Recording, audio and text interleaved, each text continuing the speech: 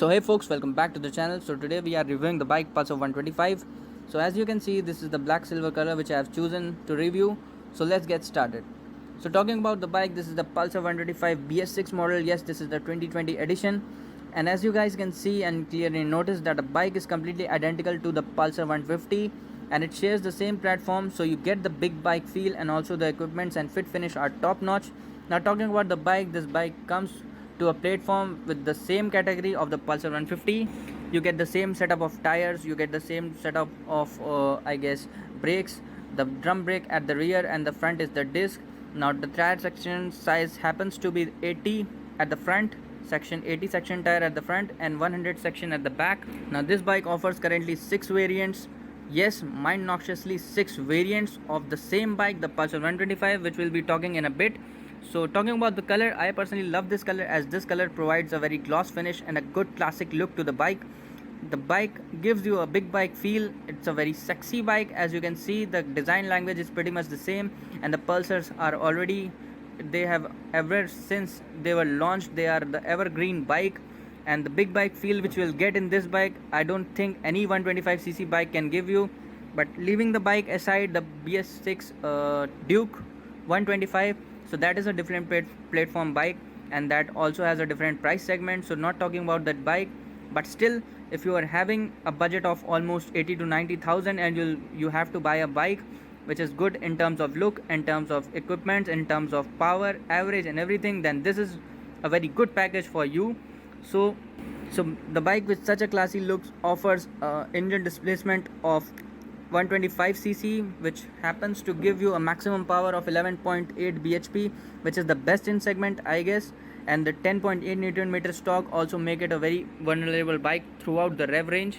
Now the technology which is used in this bike is patented by Bajaj since ever long ago. So the technology which is used is known as the DTSI. Yes, this is the digital twin spark ignition technology, which is now, if you can call, if you will see the bike, the Pulsar RS200 and the Pulsar NS200, those offer a BS6 with digital triple spark technology. So those bike have triple spark system and this bike only has 2 sparks, but then too a 2 spark engine is also very good. If you will compare any 125cc with this segment, then you will not have these type of features. Talking about the fuel capacity, this bike gives you a tank capacity of 15 liters.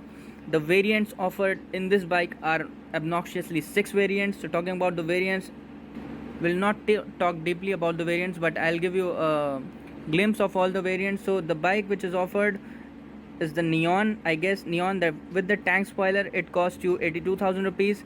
Without the tank spoiler it costs you 80,000 rupees. The front disc variant costs you 97,000 rupees with the inclusion of the ABS. And this bike also gets a variant which is known as the split seat, which I am reviewing. So that is costing you 1,02,000 rupees. And also there is a system which is the CBS, so combi braking system. Now that is offered also in this bike. It is not like the ABS, but it works like, if you will apply the front brake to a certain extent, the rear brake is also applied so that bike does not skids.